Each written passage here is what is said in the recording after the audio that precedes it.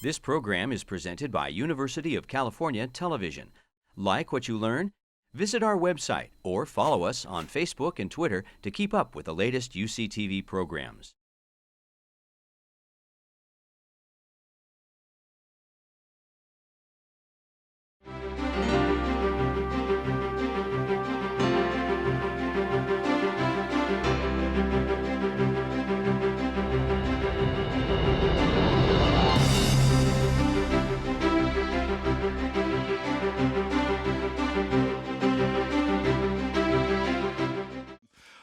Our guest has made up a lot of actors of yesterday and today: Bette Davis, Sylvester Stallone, Robert De Niro, many, many others which we'll talk about, and of course, the Star Trek crew.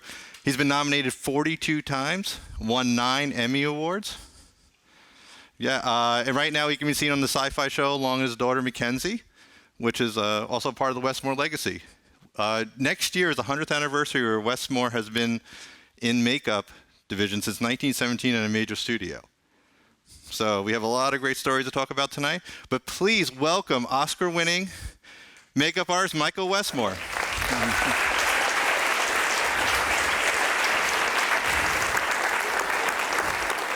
We're going to start with the obvious question. So what was it like watching Star Trek First Contact at your alma mater with students and Trekkies alike? Well, I love coming back to Santa Barbara on the movie. In the beginning there, when you saw that rocket ship, that is a museum in Arizona. I think it's still there. It's the last missile silo left in the United States. The people that ran it when we were there there was 4 people. There was 2 officers and 2 enlisted men that had keys that made that thing work. And as I said, right now, when we were there, it was a museum. But these little holes were all over the United States during the Cold War. And just talking to the people, we'd say, well, what do you do with these? Well, if China fired off a missile, we had 30 minutes to fire back. And that's what this thing in Arizona was for, was to go the other direction. Yeah, scary. And we talked about, it must have been amazing for the actors, because again, normally today you're in front of the blue screen, green screen. Actually being in there must have been amazing. That was for real. That was no screen. Yeah, and it must make the actor's job so much easier. Yeah. I know you had the scene where he touches the missile, Patrick Stewart, but it's just, that is something I think is a little lost art with digital effects. This type of makeup now, so much of it has gone to visual effects. And at that time, I had the opportunity to practically do it. I still have this little kit that's a small makeup box, and it's filled with fishing line and hypodermic needles and waxes and blood and little capsules. And it was like my special effects makeup box. And that went everywhere with me because everything was practical. A director would say, I want to do this, and you had to be able to pull it out of your box and you do it. Now you don't worry about it because you let the visual effects people take care of it in post now. So much of it. But it must be easier for the actors in some ways to have the makeup, to see themselves in the mirror instead of doing visual effects. Well, it does. Where most of the time the actors, when you get them all made up, they would feel that their makeup might fall off. And so the first thing I would do, and in fact I do this on Face Off too, when I'm talking to the contestants, before they do the makeups, is to go ahead and once you're made up, is to talk, look in a mirror, move your face around, go ahead and touch it. You realize it isn't going to fall off. And an actor wearing it for the first time is always afraid to move. Yeah, so speaking of that, so we have the opening shot, Picard's Nightmare, which set a really darker tone compared to all the other movies. Mm-hmm. And it sets up the more of the zombie-like Borg. So how much of was a decision where, in this TV series you had limited budget and now you were able to go further with the Borg, or how much was a story decision? The only thing that I was told was we're going to make them bald and we're going to do implants on them. So it was up to me to figure out what we were going to do. I had a lot of free reign on the show. Writers didn't write description in the scripts or anything. And then I would either do sketches or literally put it into clay, take it to the producers and say, this is what I'm going to do. And and we would go for it. Interesting on like one of these Borg pieces that Jake Garber sculpted a lot of it, and Barry Copeland did a lot of the eyes. Jake actually sculpted in the side here in Borg language, Westmore's barbecue, which I didn't find this out until after we had filmed everything. And my son Michael, who's here tonight, Michael did all the electronics on it. When you saw Data blinking, and of course that arm is over there and that head is over in the museum, and you got to see it actually flashing and working. And Michael was responsible for putting all the electronics into everything when we were doing it. And with the eyepieces, which I found out later is that he was programming Morse code into the eyepieces with names of his dog and crew members and people, you know. And then Jackie, his girlfriend, is here, and Jackie is the one that built the Borg suit that's over there. That Borg suit, which is really a beautiful piece of costuming. We featured that at the last big Star Trek convention in Las Vegas, and Jackie actually got to play the Borg. She let Kato put her makeup on, and Michael made all those new electronics. In fact, if we were doing it over again, what he has on the suit over there is probably what we would go to now within the next generation of Borgs. How fun was it you when you first saw that first Borg turn on the screen? You first saw the new Borgified, the less clean Borg. When they were part human? Yeah. That was always kind of like a challenge to say, how far are we going to go? And that's something I'd have to ask the director, how far do you want me to go with this? A quarter of a face or a half a face, or how much? And we would just go from there and put on whatever chunk we kind of needed, like Locutus in his very beginning when they started, Patrick Stewart started to Borgify him. And I loved, actually my favorite was Lieutenant Hawk, because he was really the character we got to like the most that was turned. Yeah. But that facial expression went through the spacesuit. You saw him when he attacked Picard. Now, the only thing is, you see him on a lot of shows now. And every time his face comes up, that's what I think of. I think of him as a Borg. All right, but obviously, the funnest Borg had to be the Borg Queen. Yes. You have a human head attached to a cyborg body with clamps. You got a machine spine that kind of looks just like this really creepy cat's tail with lights. So how did you develop that? What was the process working with Will Riker, the director? Sorry, he's Jonathan Frakes, but I call him number one, Will Riker. Yeah. How was that? How did you guys work together for the Borg Queen? Mechanical outfits, making all the chrome parts to the Borg. Our job was to take care of her from the chest down. So when she's floating down, she's also, she actually did it herself, and then that's through visual effects. That was taken out of it. The rest of her body was, wiped away.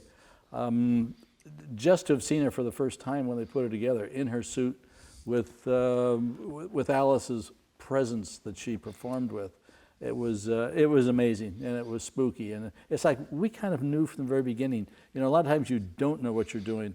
One of the other films might be fun to screen, sometimes be Rocky, because that was made for $1 million. And it was like, I threw the script away afterwards. After the movie, I'm done with that film, and it's, you never know what's going to happen. That was made at a time when Scorsese was making a lot of dark movies, and that hit the screen, and it just skyrocketed to fame. So, but First Contact, we had that feel from the beginning that there was something there, because even with the B plot that was going here, when it would switch to Cochrane, it was like, that was interesting. So you never got bored. It would keep taking you back and forth with this, give you a chance to breathe, but was still taking you somewhere. You could see where the story was going. Yeah, sometimes Star Trek I thought was, I'm a Trekkie, but they don't generally want to go that far sometimes, especially in the movies. This is the first time, because Patrick Stewart is in a really dark place this whole entire movie. Yeah. And that was really interesting. But let's talk a little about Data. So you have the normal makeup for Data in this movie, but you're also giving some human skin. What was the process like working with Brett Spiner on this one, and of course throughout 10 years on the show? Brent's he's open for anything. It's like, let's go for it. And so it was a matter of like his arm, having to take a cast of his arm, and then literally making up 3 rubber sleeves, each one of those, which are in the exhibit, 3 rubber sleeves that could slip over his arm, except on the final one, with all the lights in it, Michael had it all attached to a battery pack, so we could turn it on, turn it off, and turn it into a Christmas tree. And his his head there. It's over the course of the show, though, even the television show, I think we opened up Brent everywhere. Even to the point of we opened his fingernail one time, or sides of his head and the sides of the neck and things. It's it was ongoing, and it was a lot of fun to do. Even down to the one point where his head was sitting on a shelf all by itself. Again, his body was really there. They just wiped it out, but. He was a talking head at once. We got a chance to go to Comic-Con and got to talk to him for a moment. And he said, every day you were the most constant part of his day. 5:30 he's in the makeup chair, but you made it a very comfortable space for him, a relaxing space. Can you talk about how important it is for a makeup artist? Because the actor, the first person they see in the morning is you. Mm-hmm. And how you relate with the actor, because you could throw the actor off if they don't feel comfortable. How does that relationship work? It's a relationship of, they really don't want to hear my problems. They really don't. It's like, in fact, I heard an actor say that one time to the makeup artist who was going crazy and ranting and raving, is that I'm the actor, I have to go to work. You're here to help me, so shut up. And it's true. You have to be a sounding board to them. I have to listen to them. Years ago at Universal, I did a movie with Bobby Darin. And I would meet him in the morning, and we would be together for about an hour. I would do his makeup, and Bobby wore a hairpiece, so I had to glue his hairpiece down. And he would talk to me about Sandy and their boy, and I would talk about my kids. And he would talk to me about music and different synthesizers and things like that. I had no idea what the hell he was talking about. But he would talk to me about that, and then they would call him to go to the set, and he would go to the set. I would not talk to him the rest of the day. He became Bobby Darin, the actor, composer. I saw him chew up agents and spit them out the door. I mean, he was an entrepreneur. He was a businessman. And then we would wrap. We'd go back to the trailer, take his hairpiece off and clean up his face and everything like that, and we would chat for a few more minutes. But through the rest of the day, he knew I was there. Not that I was going to go up and bother and chat and, what are you going to do Saturday night, type thing. It wasn't, because, he's the person I'm there to serve. And that's why I've always approached it, that I never really made myself a personal friend of all the people. I became a good friend, a good working relationship. A little closer with Elizabeth Taylor, because she grew up across the street from my uncle, and she was a close friend of the family. But with Elizabeth, I'd go in and have lunch with her, and it was amazing. People like Sammy Davis Jr. and people like that would stop by the trailer to chat with her, and she would send out for food. She'd send out to Chasen's for chili and things. So with her, but it was still a working relationship, but a little bit closer than I like to have it, because when they say wrap, I want to go home. But and then a little bit Worf. Mr. Worf is actually always my favorite character. For Klingon, actually, I thought he was the most human character. He was a single dad, struggling on the ship. What was like creating his mask? Because he had to do a lot of acting, with that kind of intense mask. Well, Michael, when they first hired him, they had made a deal with him that he would shave his head, and I would glue that strip across the front. And I said, he doesn't have to do that. I'd just make a whole rubber forehead for him. So once I got the rubber forehead built, it was a little more bony than the Klingons in the past. The original Klingons had nothing on their foreheads. In the movies, they had rubber foreheads, but they were designs I couldn't use. Some of them looked like sausage rolls, or very, very subtle. So in fact, I had a box of them, and I was thinking, oh my God, hopefully I could use these, but I couldn't. So Michael's was the first one I sculpted and designed. And then I went to Roddenberry, and I said, it looks a little strange with this, all of a sudden, all this busyness here, and from here down, he's a human. So they let me go ahead and make the nose and do a test with it, and an upper pair of teeth, which kind of gave them a little snarly teeth and a little dirtier than normal. And that became, I would say, the Bible for the Klingons from there on. All right, so one thing I've always been curious about, what is a day like for a makeup artist? Like, when does your day start? What is the day, the working day? Well, for the average makeup artist, of course, you have an early morning call. You go in, you make your people up, and you go to the set. When the set call comes, you pack up your makeup case, you go to the set, and you stay with them all day long. Now, something's going on now that I'm not thrilled with, and it started back on Star Trek, and that's where they put monitors up. And so they were basically having the teams stay away from the set and watch them. You can't see if somebody's sweating on a monitor. So every time I had to go to the set and stand by with somebody, and I would once in a while, I was trained to stand right next to the camera and to see what the camera's seeing, instead of sitting 20 feet behind watching a monitor, thinking that you could watch somebody that way. So you're supposed to be there to powder down and take, because a lot of times you'll notice things and you'll wonder why, and it's because makeup artists are too far away to even get there in time, to do it.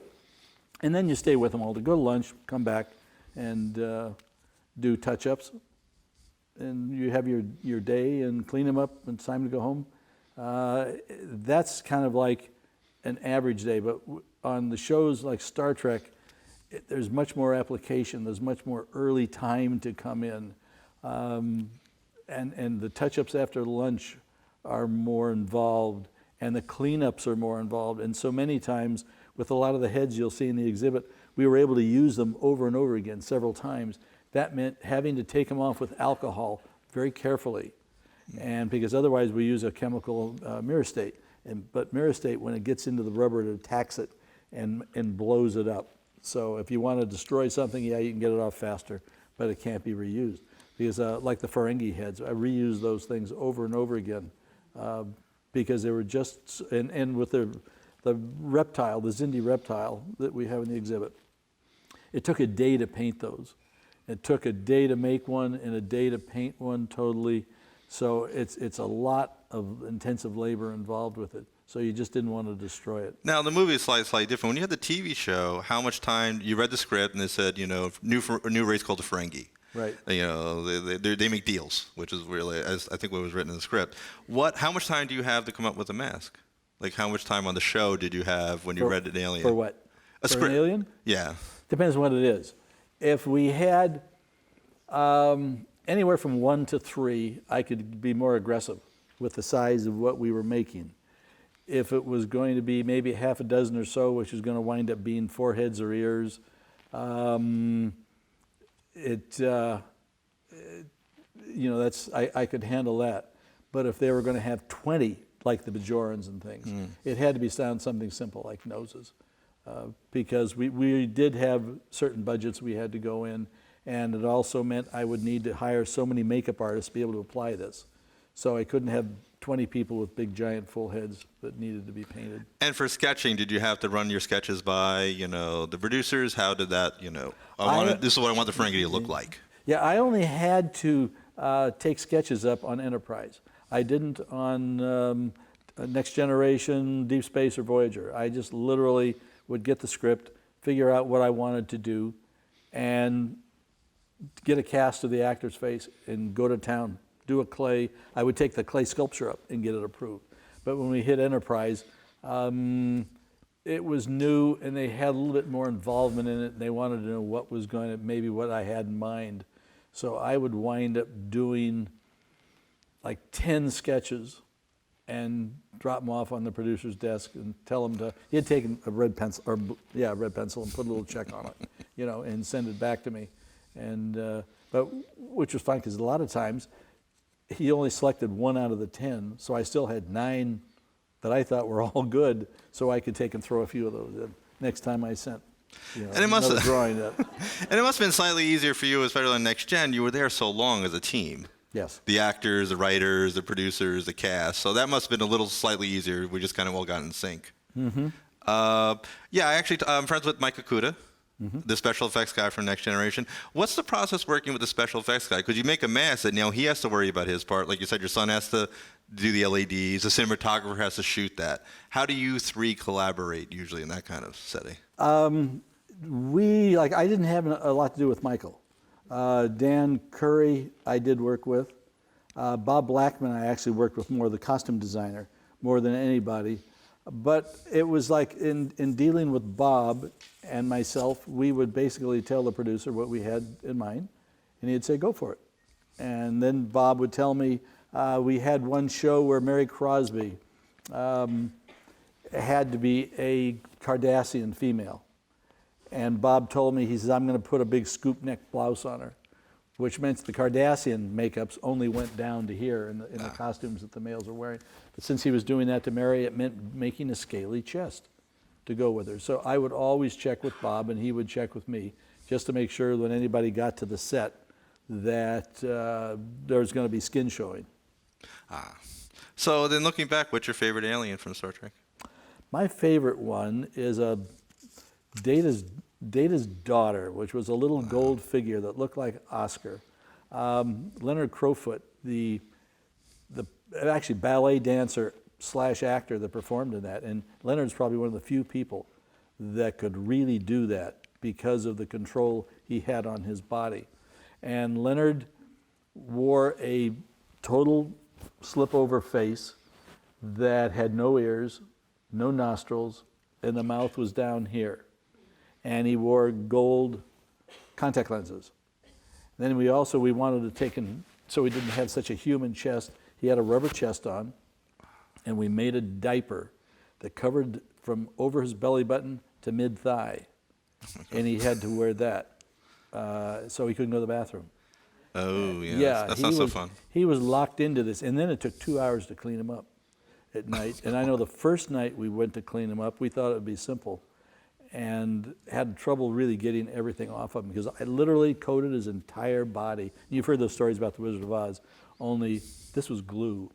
His whole body was covered in its acrylic paint and glue.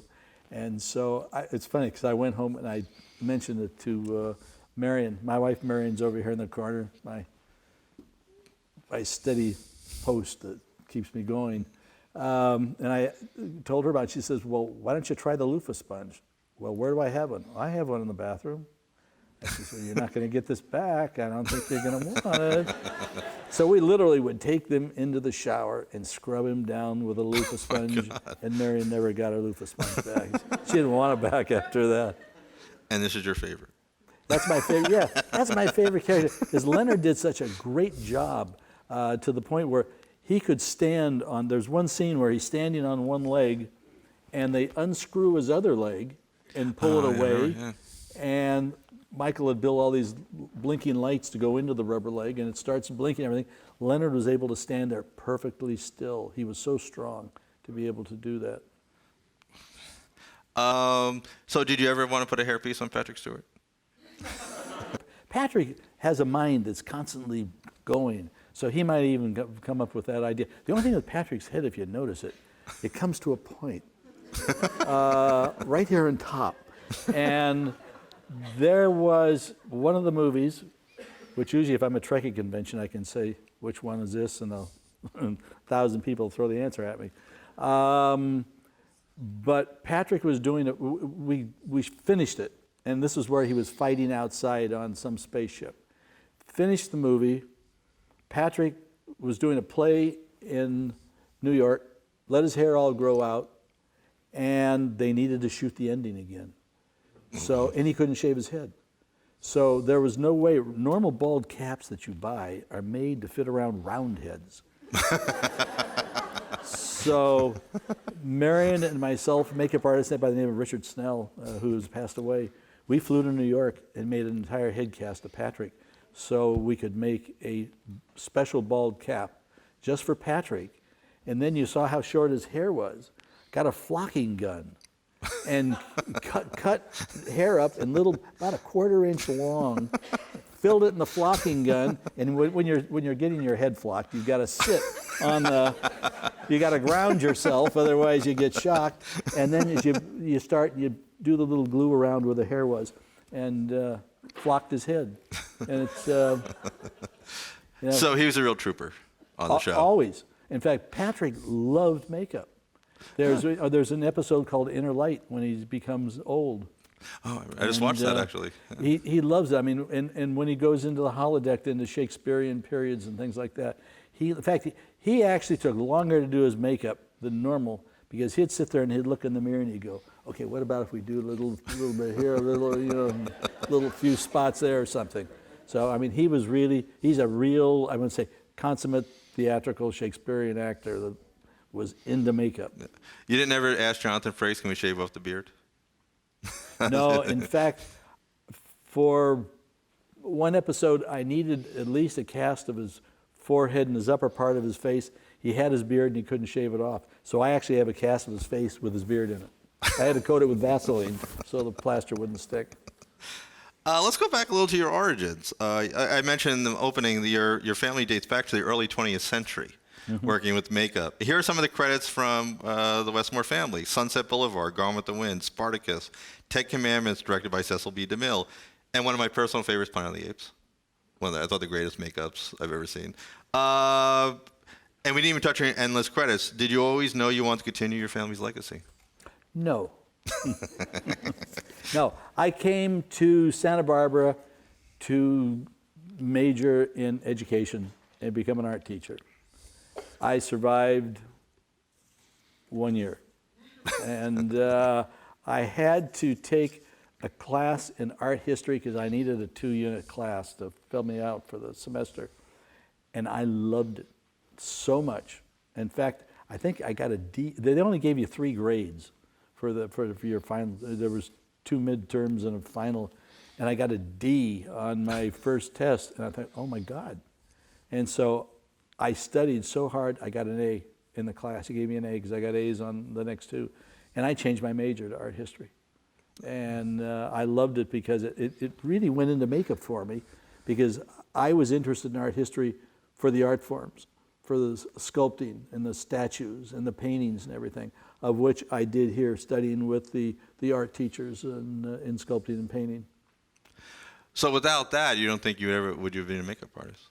Would you have gone a different path if you didn't have that opportunity here? I would have probably gone into, I think I was interested in archaeology and museum work, and that's probably the direction I would have gone in.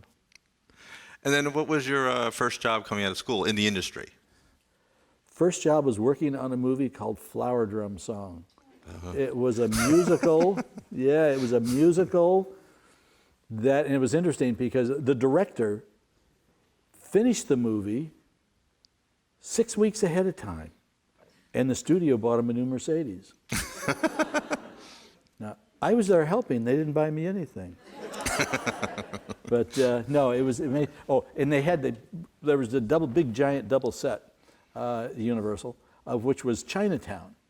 And the painters, the sign painters, painted all these signs, and they gave them to the set people to hang them, and they hung signs all over the place there. And all of a sudden, the Asian people that could speak Chinese came in and said, "Why do you have a shoe store sign over the fish shop?" And so they had to go around and literally change all the signs in the entire street. So curious, other than your family, of course, who was like your mentor? My mentor, I actually had 2. Bud Westmore hired me, my uncle. In fact, his grandson's here tonight, Alex. And Alex is a graduate of Chapman. Good school. Very good, yeah. And John Chambers, I would say, is my main mentor, where I learned laboratory work. I learned my beauty work from Bud, but I learned my laboratory work from John. Now, if the name isn't familiar, does his name ring a bell with anybody, out of curiosity? Okay. John Chambers was actually noted for changing the CIA's disguise department over to making very realistic disguises for the agents around the world, because he developed silicone that the appliances were made out of then.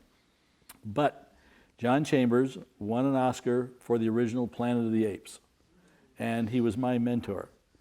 And if you ever saw the movie Argo, John Goodman played John Chambers, that makes a lot of sense. Ben Affleck doesn't, because the real agent that did that was about 5'4" and he was Latino. So, but John did John Goodman nail John Chambers? Yeah, John was a very big man like that. And I literally sat at his elbow for 3 years, writing every word down. I still have big, thick black book. Every word he gave me, I wrote down. In fact, all the Klingon teeth, all the Ferengi teeth. John was a dental technician too, and he taught me how to make teeth, quick little snap-on teeth. And so it's just I could make it faster than telling somebody else what I wanted or how to do it. So I disappear in the lab for a couple hours and crank out teeth. But John was literally my mentor. So we're going to talk a little about a very unknown director named Martin Scorsese. Mm-hmm. And De Niro. Let's talk a little Raging Bull. What was the process working on Raging Bull with those two? The Raging Bull was really, I did New York with him first, before that. But on Raging Bull, it was like, I think between De Niro and Marty, they looked at so many fight films. And Marty's the type of person that would look at so much material, suck it all into his brain, and then it starts to create coming out of that. There's so many interesting things on Raging Bull, like he made the ring 3 times longer than a normal ring to be able to shoot down to get an optical of seeing so much depth in the shot. De Niro trained so hard that they actually, trainers there said that he probably could have gone into amateur fights and won. He was so good at it, because we would break for lunch and he would go work out. He wouldn't eat. He would go to the gym and start working out. Making him up in the morning, I would take the makeup chair and literally crank it out flat like an operating table. That way I could literally work right over him. I'd get his nose on, get his eyelids on, get him all made up. Then I'd wake him up and he'd go to work. And it must have been challenging, because we know the story is he put on a lot of weight because, Jake LaMotta. 52 pounds. 52 pounds. So you might have had it been, would the production stop and then you had to do a different kind of makeup when he was heavier? Or? Yes. Yeah, there was an interim stage, and it was on that interim stage that my daughter Mackenzie got her SAG card at like 2 years old, 3 years old, playing his daughter in Raging Bull. When we did the makeup test at my house, and I went out and bought a black and white camera, and we went on forever. I think I did 21 different noses and about 16 different sets of eyelids, and it's like the only thing that stopped us was we started filming, and they had to make a decision. Otherwise, it's very difficult for them to make decisions. He would play with Mackenzie when he came to the house, and Marion said, "Oh, Bobby's got something in mind," and it was. Then he asked her, "Would you let Mackenzie play my daughter in the movie?" And his son was going to play this little boy, in an interim scene there in Palms, California. And then when he went to the Barbizon, when he was at the last stage, again, that was a bigger nose, broader nose, little dip down, little heavier eyelids up here. But by that time, he had gained 52 pounds. It was done very easily with a dozen glazed donuts in the morning, which was funny because he would come in and he'd open the box up and say, "You want a donut?" And I'd go, "Oh, no, I don't want a donut." And then he'd eat all of them. And then there was a little Italian restaurant called Carmine's on Little Santa Monica Boulevard down there. And he literally had a table in the back nobody could sit at when he would go over there every night, and they would fill him full of pasta. And so he literally grew from that middle term. Well, and we had a rubber stomach. We were making a rubber stomach just in case. He got bigger than the rubber stomach by the time we filmed that last scene. Also, obviously, boxing movies with Rocky. How was it working with Stallone at that time, a completely unknown? And are you also working subsequent film with him? How would that relationship work over time? I was with Sly for 8 years, and we're still friends. It was, again, a working relationship. Several times he would call me, though, and say, "Come over to the house, I need to talk to you." And it could be 7 o'clock at night. So tell Marion, keep my dinner warm. I'll be back, and have to go because he really wanted to talk about things. We sat on a mattress in a little apartment in Hollywood to watch Super 8 boxing films for research on Rocky. He had a punching bag hanging from the chandelier, and then not a lot of furniture except this mattress on the floor where we could make that room as dark as possible with a little screen and a camera to watch those things. And then he took me to a fight, my one and only fight, and we got seats close enough I get blood on me. I said, that's it. No, I don't need any more of these things. I can watch these. So I did my research and had lots of pictures to go with to be able to create the pieces for Rocky, and then to go on to Raging Bull and do those too. But Sly is, I'm in the process now of writing a book. Well, it's written. It's going to be published in March, and I just kept trying to find Stallone. He had offices here somewhere.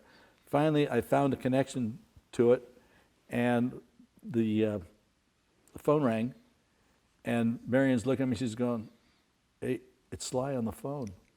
And he called me and he says, "What do you want?" I says, I want to use a couple quotes from you and some pictures. He says, "Hey, pal, use whatever you want."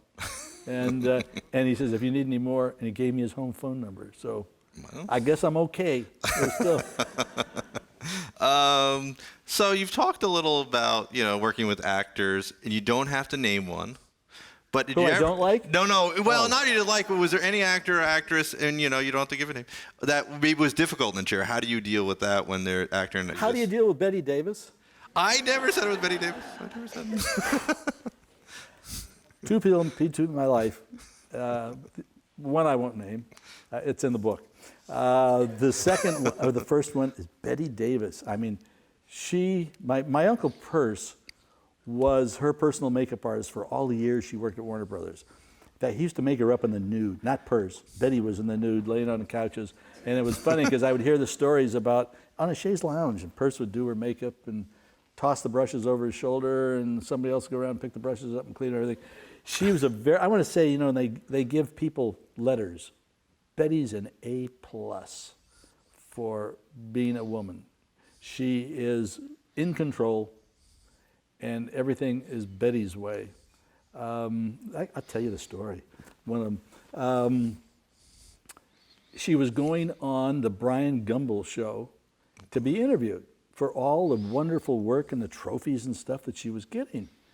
So Brian was, when I was doing her makeup, there was a little room that she liked to do it in, which there was no light. You had to bring your own lights. I got there and I forgot the lights. Nope. So I called Marion. She met me halfway?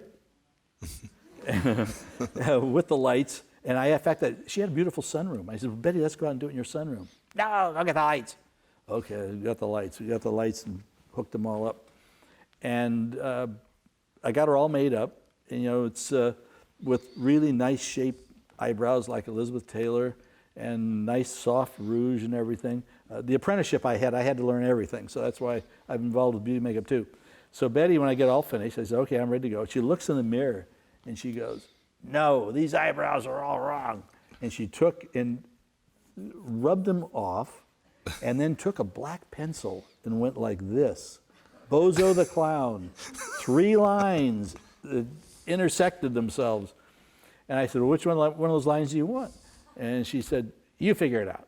So I kind of went through and rubbed out some, and then had to do the other one over here. And then she goes, "I need more color." So I said, "Well, here's the cream rouge." Took the sponge, scrubbed it into the rouge, and went, looked like Baby Jane. I did Baby Jane before Baby Jane. And it was like, oh my God, and then it was me, the Hollywood makeup artist, she was in a wheelchair too then, wheel her into the Brian Gumbel set. And I can imagine anybody that was looking at her and wondering, where the hell is she get made up by, So Brian Gumbel would ask her a question. He'd say, "Well, now, Betty, what about this wonderful award you got?" And she'd go, "That damn daughter of mine." Her daughter had just released that book that told it what a horrible mother she was. So any question she was asked, she went back to the book. So when it was all over with, Brian Gumbel said to her, or he said to me, he came up to me and he said, "Did you understand any of the lecture?" I said, "No, I didn't, you know." And he says, "Well, I'm never going to interview her again." I said, "I'll make a deal with you. You promise me you won't interview her. I'll never make her up again." So, and I didn't. In fact, Marion would call me at work and she would say, "Guess who called?" And I was always way out of the country, you know, because it was just, you know, it wasn't any fun. But it's, aside from that and another one, I'd say my career was fun. In fact, I can even look back on that as fun. The one movie I have to talk about is Mask. Mm-hmm. How did you work on that makeup? Because Eric had to do a lot of facial acting in that movie. When I went in to have an interview with Peter Bogdanovich, and he showed me the pictures. He says, "This is what we want to do." The boy Rocky lived over in, I think it was Azusa, and he lived to be 16 years old. And he had a scholarship. Actually, he was a straight A student, good straight A student, had a scholarship to Stanford. Had he survived, he was planning on going to Stanford. His mother was a little way out hippie, and they lived amongst the bikers and everything. So I saw the pictures. Peter actually gave me a bunch of photographs of the real boy. And when he passed away, they gave his head to the medical department at Stanford. So his skull is up at the Stanford. And they wanted to know if I wanted it. I go, I don't think so. I don't need it. It wouldn't have showed me anything. I needed it with the muscles on it and to be able to really look at the structure to see what it looked like. So with my picture research, so they said, "What is the one thing you need?" I said, "I need somebody." Measured it out. The real boy's eyes were 3.5 inches apart. It was like this, you know, really up. His eyes are out here, almost wall-eyed. I said, "I need somebody that has their eyes really far apart." So I'm thinking, they says, oh, good, yeah, wonderful. Then I get a call and they say, "Yeah, we've hired Eric Stoltz." Whoa, you know, Eric's eyes are about that far apart. So I was able to literally make this bridge through here 1 3/4 inches. I couldn't make it any bigger or it was going to block his vision. So I had to keep it to that. Interesting enough, the woman that wrote the script to the movie also wrote a play, a musical. It was called Rocky the Musical, or Bass the Musical, which played at Pasadena Playhouse for a nice run, literally to standing ovations every single night. Marion, when I did all the tests and everything, and then I turned it over to their in-house makeup artists who would do it on a nightly basis. But Marion and I would go back twice a week, and we would sit somewhere different in the house so I could see the makeup to see if she was getting a little sloppy or not getting things done. But we sat everywhere. I remember one night we were sitting in the first row balcony there at the Playhouse, and at the very end, the boy, he's passed away at this point, is on a motorcycle almost to the top of the proscenium here. And he was kind of like going like that. And so after it was over with, I went backstage and I said, "Oh, hi." He says, "Hey, I was waving at you. Didn't you see me? You didn't wave back." But a great talent came in to do the music. And I was really surprised. They were hoping to go on with it further. Of course, now you have a music career. You've also a reality TV star, along with your daughter on Face Off. How is Bart being part of the show and actually kind of mentoring and seeing the young makeup artists of the world? Yeah, being with Mackenzie is a real treat. That's we worked those a couple of times in the very beginning where we would do the walkthroughs together, and we could joke and we had a lot of fun. But it finally got to at the end there where I was doing the walkthroughs by myself, and to me it's a real joy to do, because I taught at Valley College for 10 years, and just even when I come to Santa Barbara and talk to a class or something, I enjoy teaching. And that gave me the opportunity. You figure we've gone 13 seasons, and I've had approximately 12 to 14 contestants each season to be able to deal with and talk to them about their sculptures. Now, I'm on camera for what you see me is about maybe 4 minutes, but I'm with each one of them for 15 to 20 minutes. And so when there's 12 of them or 14 of them, I'm there for a couple hours working with them. And I talk to them about their sculpture. Are they doing the challenge? That's the main thing I'll get on them is all of a sudden they say they're supposed to be making a vampire and somebody makes Frankenstein. I'll tell them, I said, it's like a recipe. You're going to cook hamburgers and you do a cheese sandwich, it's not going to work. So I talk to them like that.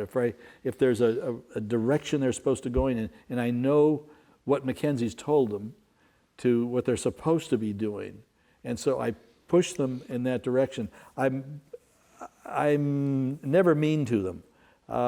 Once in a while, I have, added some clay to something or put something off or kind of probe them to see how deep the sculptures were and things like that. But my whole idea is to get them going in the right direction so they don't lose. Because then we talk about application, talk about painting, the colors they're going to use, and I'll even talk to them about body movement. Since they've made this character like this, how do you want your subject to present themselves to the judges? So it just isn't a walk out the door, which was interesting. When I did Eleanor and Franklin with Jane Alexander, Jane, I had her made up as Eleanor Franklin, and as an older Eleanor Franklin. But come lunchtime, Jane put on a sundress, and here she is with this older face and hands, and she's walking to the commissary, sprinting along. So it's, and that's another one of those instances where, when I had her made up, she had to work with her face to become Eleanor Roosevelt. That's amazing.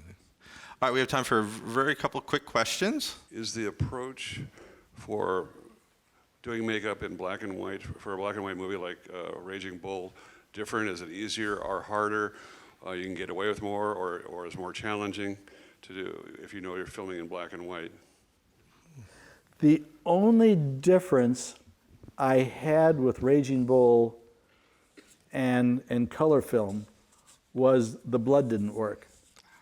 In the old days of black and white, they actually used chocolate syrup for blood. And so I didn't want to go directly to dark brown, so I mixed the red just for a visual effect for Scorsese and De Niro, and mixed the two together. It's more of a problem for wardrobe, because if you put the same shade of green and gray and blue on somebody, it all looks the same. You could make a whole color wardrobe up, but it was all going to photograph the same. So it's more of a challenge for people painting the sets and dressing the sets and costume. I have a question up top. When it comes, my question basically kind of surrounds whether or not, if you were a fan of Star Trek before you got on to Next Generation. Because I know with a lot of people who have started working with things like that, they start as a fan. So when you really got to start developing new Vulcans, especially for First Contact, these first Vulcans to interact with the human race, how that was for you? I saw the movies, but I wasn't really, I would say a Trekkie fan. I did a film called Masters of the Universe, which was a fun sci-fi film to do. And then when Next Generation came around, I was familiar with Spock and Shatner. I had met Bill many times when he was playing policeman and things like that. Marion had taken acting lessons from Leonard before he became Spock. It's like I literally just jumped right into it. And that's why I think I have approached every single project. If I didn't want to do it, and there wasn't really one that I can say I didn't want to do Raging Bull because there was a lot of four-letter words in the original script. Well, which it still wound up with a lot of four-letter words. But they cut half of them out. And it was like, there's no movie here, you know? But I think I have approached every single project with enthusiasm and wanting to do as much as I can in it, even down to the point of Nicky the nose here. In fact, I sculpted that nose and painted it and glued it on him.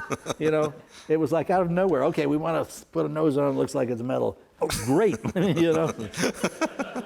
I'll go do that. We'll have it tomorrow. So I would say I became a Trekkie being involved in the show. And having the opportunity to make Klingons, do Vulcans, come up with new aliens. And had we continued on, we probably would have gone back because got to do the Andorians, which were great because they were all mechanized with radio control. We were going to do more had Enterprise survived another 3 years. I was wondering if you saw, how do you see yourself when you're coming out of a family that has done, as Matt said, decades and decades and hundreds, if not maybe thousands of films, the old way. And you see the field changing so that there's much more visual electronic effects and therefore less need for the hands-on physical. Or is that a mistaken idea?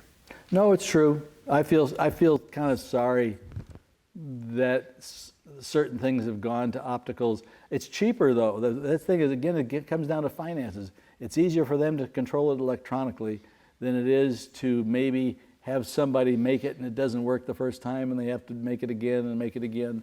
So we've kind of worked it out now, like with the Oscars, that if things are done optically, you have to say what's an optical so you don't win the makeup award for having something you never did. So we've worked it out now, like with the Oscars, that if things are done optically, you have to say what's an optical so you don't win the makeup award for having something you never did. So we've worked them out. Worked them out together.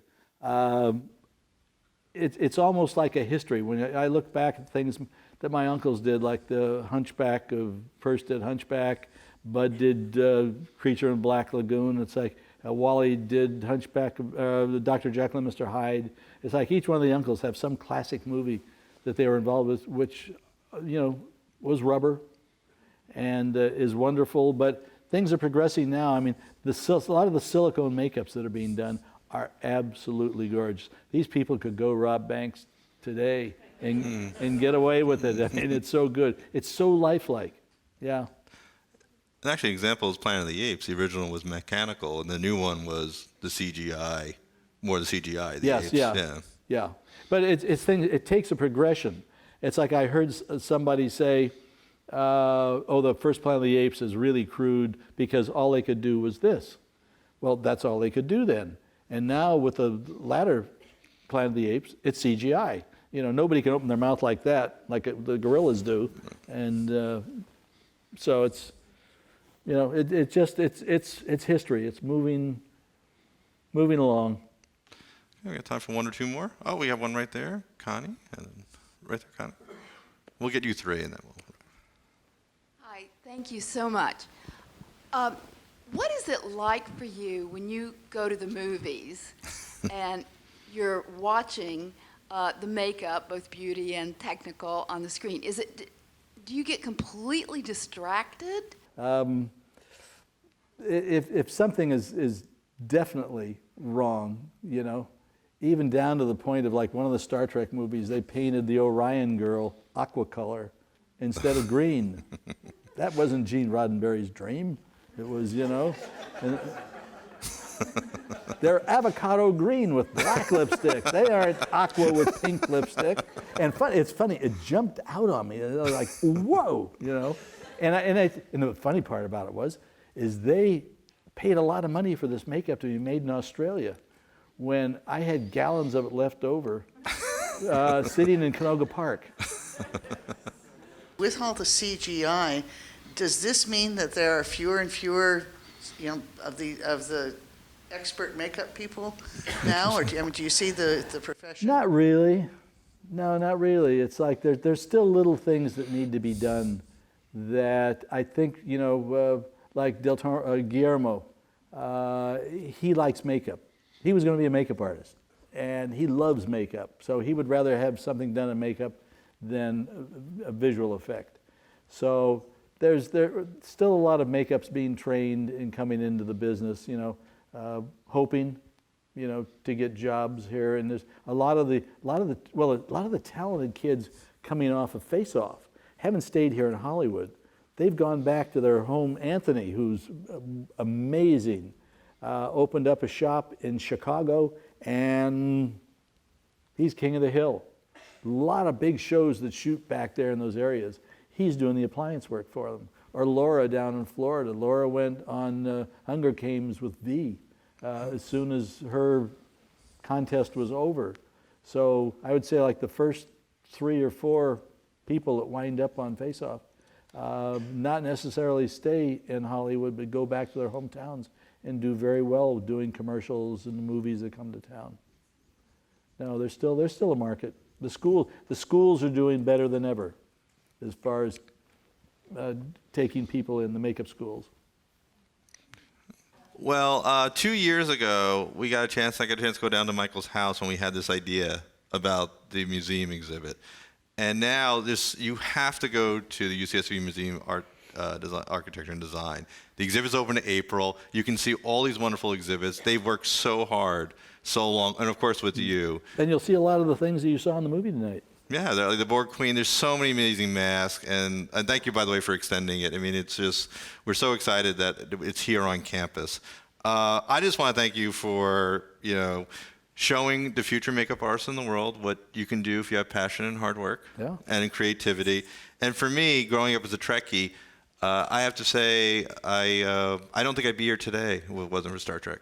It inspired me creatively, even as a small child, and you're such a huge part of that. So thank you so much for inspiring me and all the audience today.